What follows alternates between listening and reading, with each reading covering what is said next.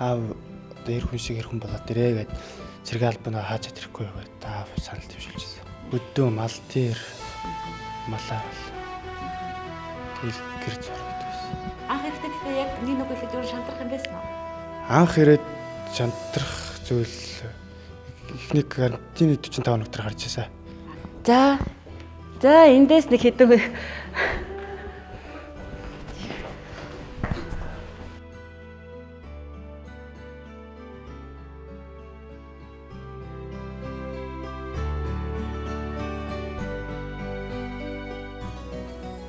Үзэгчтэй өнөөдөр мэндийг хүргэе. Сайхан урьж байна уу?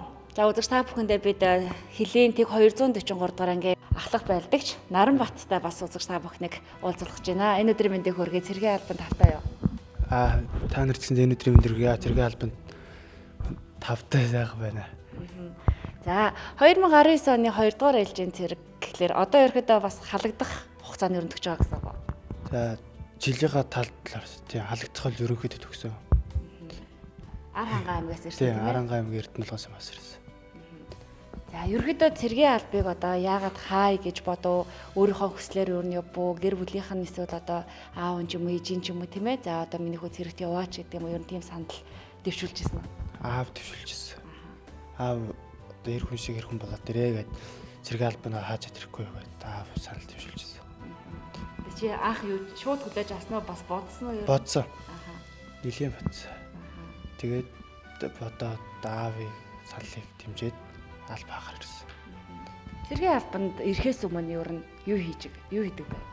Ирэхээс өмнө хөдөө мал дээр малаа бол тэгэл гэр зурдаг байсан. Одоо яг чиний үеийнхнаас одоо цэргийн найз нөхдөөч ч юм уу тийм ээ ер нь цэргийн алба хаасан хүмүүс хэр их вэ? За миний найзлтын найзуудаас бол ер нь 100-80% нь цэргийн алба хаасан. Зэндэг биш тийм ээ. Ер нь одоо залуучуудын бодол, залуучуудын хандлт ер нь яг чамайг цэргийн алба хаахаас өмнө ямар байсан? Чиний бодлоос ямар байсан? Миний бодлоос бол одоо хандлт манай найз нөхөд нутгийнхан бол бас нэг буруу ойлголттой байсан. Цэрэг тийм үү хэцүү байдаг гэд. Одоо би өөр ингээ биеэр зөө үзэж байгаа болохоор тийм хэцүү биш. Хоёр ер нь олон аавын хүмүүстэй мөрөж зэрэгцээд аюу тийм илэн далангуу нийтж болж байгаа. Ер нь цэргийн алба хаах нь бидний үеийнхэнд өөрсөнд нь арч тустай гэж үзэж байгаа. Анх ихдээ тэгтээ яг нэг нэг хэлээд юу шантрах юм байсан уу? Анх ирээд шантрах зүйл ихний карантины 45 өнөختөр гарч ирсэн. Гэрлүүгээ хармаарч юм шиг. Тийм. Гэрлүүгээ хармаар мэдрэмж ирсэн. Тэгэл даасан уу тийм ээ? Яг л одоо адилхан нэг үеийн залуучууд л ирсэн байгаа шүү тийм ээ? Тийм. Эхнэр хөвгттэй тийм ээ? Тийм. Эхнэр хөвгттэй. Одоо хамгийн хэцүү нь одоо тэр хоёрыг орхиод ирэх лээсэн үү? Тэр хоёрыг орхиж ирэх хэцүү. Тэгээд ээжээс алдах, эхнэр хөвгтөөс алдах хэрэг хэцүү байсан та. Ер нь хол явж ирсэн үү? Үгүй. Ерөөс явж байгаа. Явж байгаагүй. Ер нь хол явж байгаагүй. 7 хоног л нэг холдчихсон. Тийм, 7 хоног л холдчихсон. Хөдөө явжсэн. Өөр холдож байгаагүй. Тэр бас одоо аавынхаа үгийг мөн одоо дүүнэртэй үлгэрч байгаа энэ байдлыг нь хараад дарга цэрэгнэрнээс бүгдээрээ ингээд энэ хүн болвол мундаг ажилдаг мэдээж 243 дугаар ангидад маш олон цэрэг бол албааж байгаа тийм ээ. Тэр дундаас онцлж чамааг ингээд нэвтрүүлэгт бас өрсөн мэдээж нэр төртөөгөр энэ алба үргээ гүйцэтгэж байгаа учраас нэвтрүүлэгт оролцсон байх гэж бодож байна. Тэгээд удирдлагуудынхаа зүгээс бас нэгэн бэлгийг бас Наранбатад бэлдсэн байгаа. Тэгээд одоо тэр бэлгийг манай удирдлагууд одоо энэ зохион байгуулагч нар бас авчирч үзүүлэх байх гэж бодож байна. За эндээс нэг хэдэн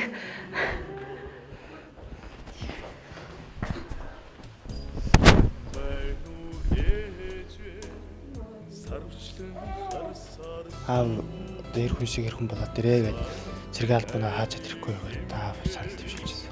Өдөө мал дээр малаа тэгэл гэр зурдаг байсан. анх ихдээ яг нэг нэг хэлээд шантрах юм байсан уу? Анх ирээд шантрах зүйл ихний карантины 45 өнөختөр гарч ирсэн. За эндээс нэг хэдэн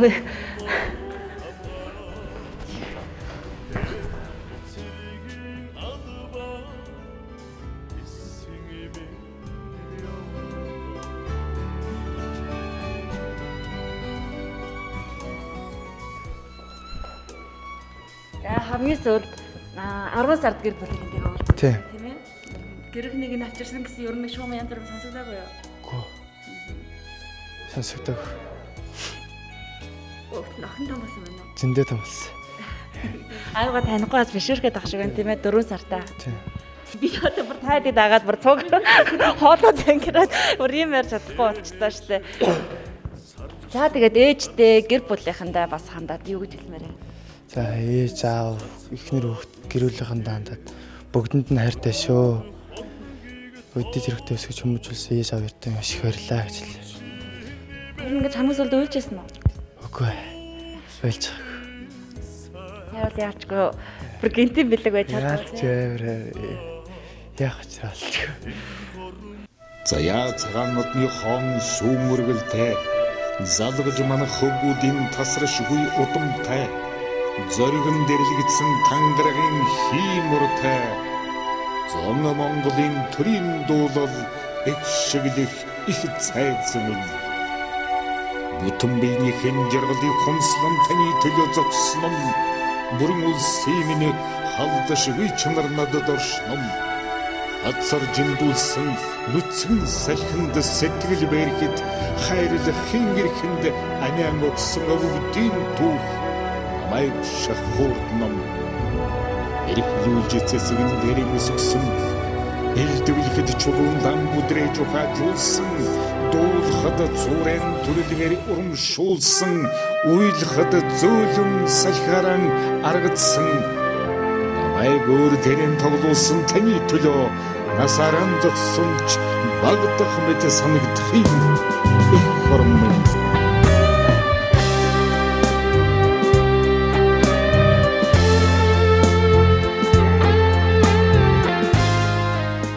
Манай Наранбатын маань ээж ингээ гэр бүлийнхэн гишүүд нь бүгдээрээ бүр хаасан ар хангаа аймагаас ирсэн байгаа. Хизээ ирсэн бэлээ? Урдчин ирсэн. Урчин нэрээд энд байрласан уу? Гүү урдчин дахан дээрээ тэгээд өглөө энд ч ирсэн. Хүүтэй чинь уулзах нэ гэдэг мэдээллийг анх хизээ хүлээж авсан. Би хүүхдээ уулзах нэ гэдгийг би хоёр угаасаа сонсоод хоёр гурвал онцоо. Тэгээ эхлээл би одоо яасан блэ гэж бодоод гээд ярангууд нь яасан блэ гэж яагаад ингэж олзон цагт бодог юмсэн. Тэгээд бас яагаад санаа зовоод тэгээд гайгүй гэхээр нэг тайлбар тэгээл. Хүүгээ ер нь одоо цэргийн алба одоо ахлах байлдагч болсныг нь бол мэдсэн үү? Мэдээгүй. 3 сарын 18-нд Монгол цэргийн баяраар ахлах байлдах цол авсан байгаа. Тэгээд энэ цолыг дарга нар маань одоо намайг бусдаас илүү тийм манлайлж мэрэлттэй албаа хааж байгаа гэдгийг шалтгааныг хараад тэгээд ахлах байлдах цол олгосон билээ гэж бодож байгаа.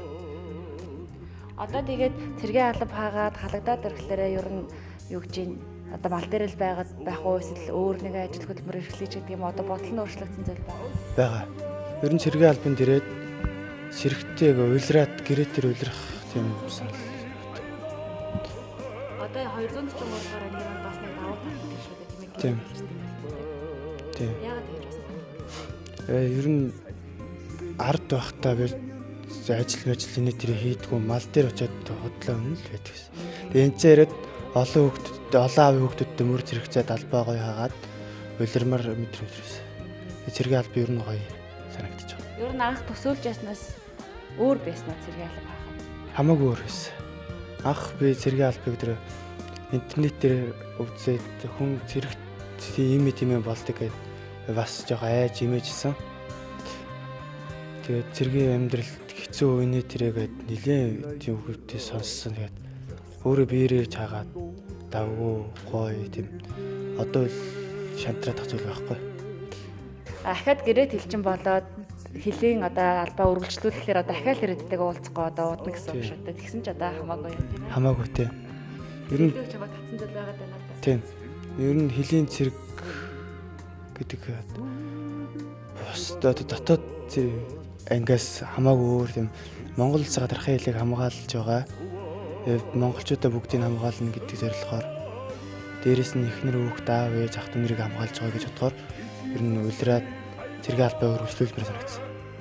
Ерөнхийдөө тэг цэргийн хүн одоо болоход бодолтой болсон байх шүү дээ, тийм ээ. Тийм. Тэгээ ер нь цэргийн хүн болно гэж бодож байгаа. Үсэн бодолтой хүрнэ, зоригтой хүрнэ. Энэ зорилгыг буурдаа тавьж одоо цэргийн албаа хийж байгаа. Тэгээд залуучуудтай бас хандаж юу гэж хэлмээр байна. За үеийнхаа залуучууд танд ч юу хэлэхэд цэргийн албаа бүгдээрээ хаацгаагаарэ. Цэргийн алба та нар шиг сайхан залуучууд хаах алба мөн айж эмээгээд ах зүйл байхгүй. Хүнд хэцүү зүйлгээд ах юм байхгүй. Сайхан алба шүү. Монгол улсын минь хэд тайван